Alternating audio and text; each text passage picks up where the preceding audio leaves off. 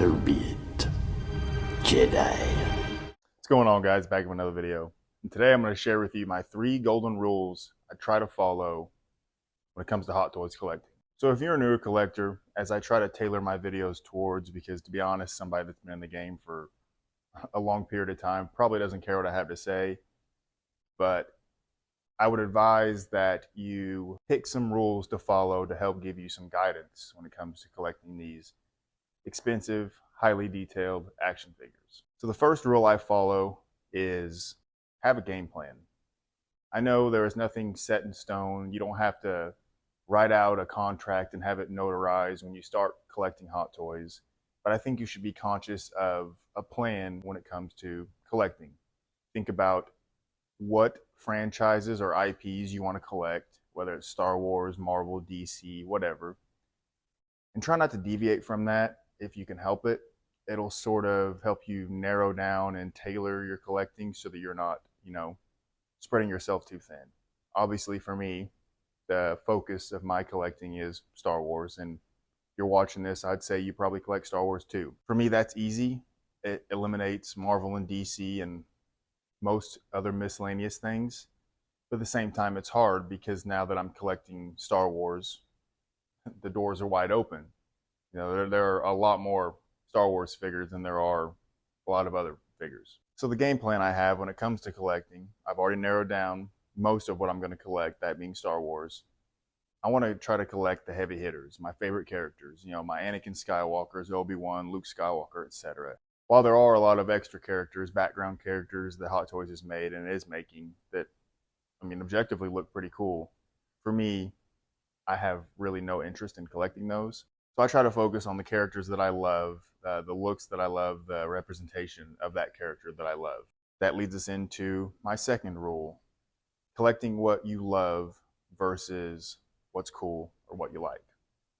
Now, as I said, there is no, penalty to deviating from these rules. I just think it's sort of best to be conscious of them and try to practice them as best you can. Now, of course, all Hot Toys figures, for the most part, are pretty cool, and it can be tempting to drop that pre-order on something that just came out, or to pick up something that just released, or to buy something that is on sale, whatever it may be. I feel we are always tempted, at least I am personally. So how I sort of delineate from seeing something that's cool that that's cool, I'm going to go check that out. Maybe I'll pick that up. You see somebody's awesome photos on social media and you think, man, maybe I want that.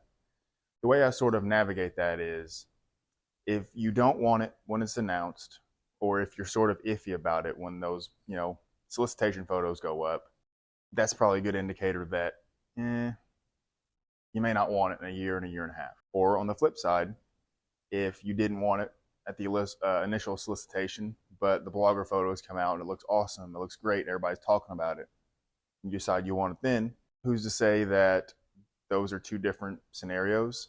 I personally have bought figures based off their blogger photos, on their initial release, that I didn't give two thoughts about while they were on pre-order.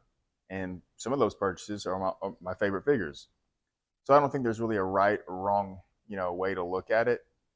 But the hype is going to be there when it's initially announced. It's going to wane. It's going to fall off for a while. Then it's going to peak and pop back up when the figure is released.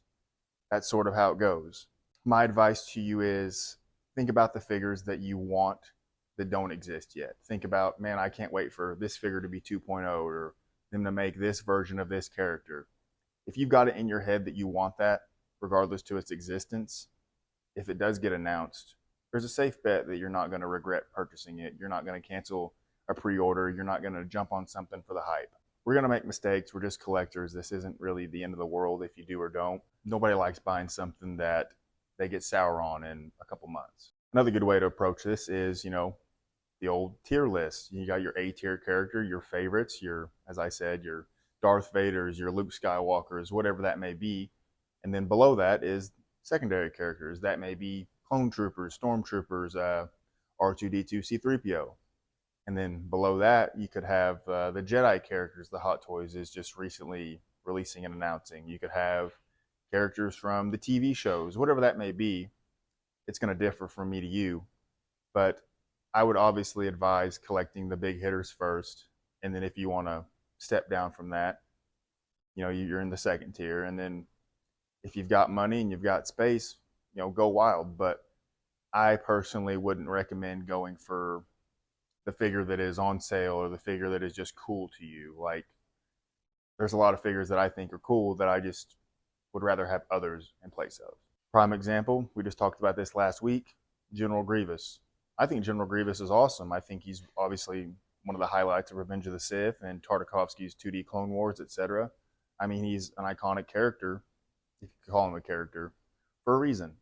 When it comes to a 6-scale figure, the Sideshow version's been there for a while. You could probably find it for, dirt cheap.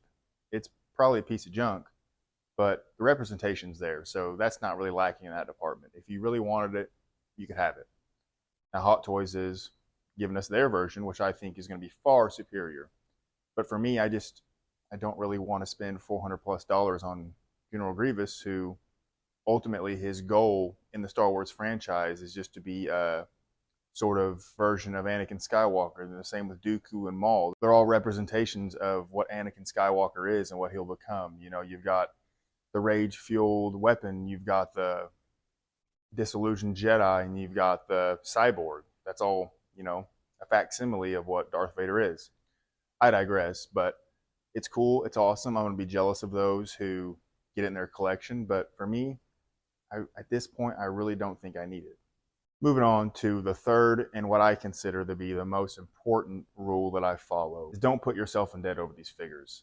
The way I approach collecting, and this applies mostly to pre-orders, but in general, I feel as though you should not have more figures on pre-order that add up to a sum that exceeds what you have in expendable income.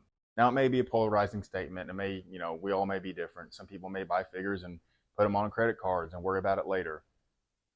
You do what you're going to do with your money and your collectibles. It's not my business. But this is just my golden rule, the one I consider to be most important. So for example, if you have 10 figures on pre-order, let's say that comes out to $3,500 out the door.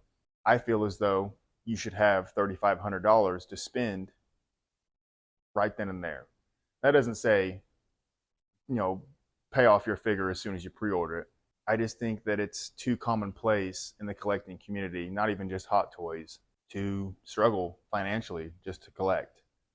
Now, that's not me bloating or saying I have a lot of money, because I don't, but I try to be, a tightwad. I try to be cognizant of the money I have and the money I spend when it comes to things that I don't need. If you've got substantial pre-orders, I would just sort of be conscious of the fact that, you should probably have that money sitting aside somewhere else to pay for those pre-orders, because there are extenuating circumstances. There are times when something goes wrong. You've got a expensive medical bill. You've got, something happens to your house, God forbid, where that money may not be there anymore. The last thing you want to do is cancel figures because you can't pay for them, or sell figures because you need extra money. It's going to be a case-by-case basis. We're all going to collect things differently.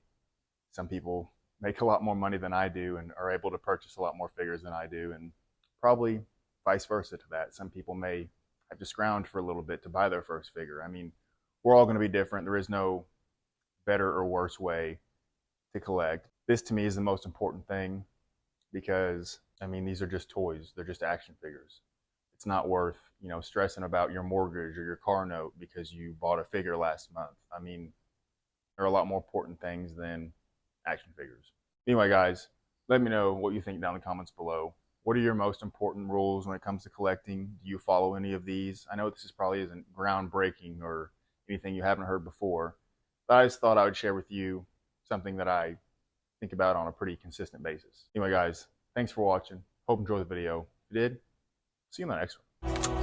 I'm sorry, sir. It's time for you to leave.